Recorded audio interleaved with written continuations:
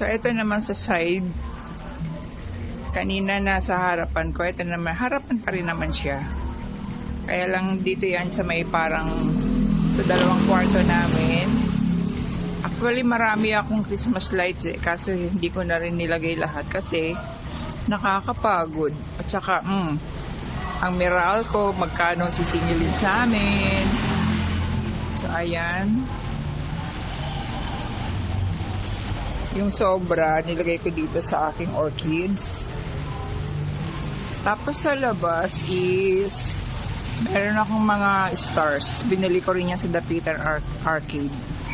So, ayan. 5 siya.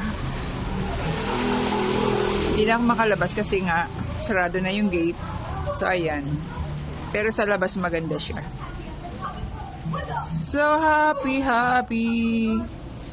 Happy New Year! Merry Christmas!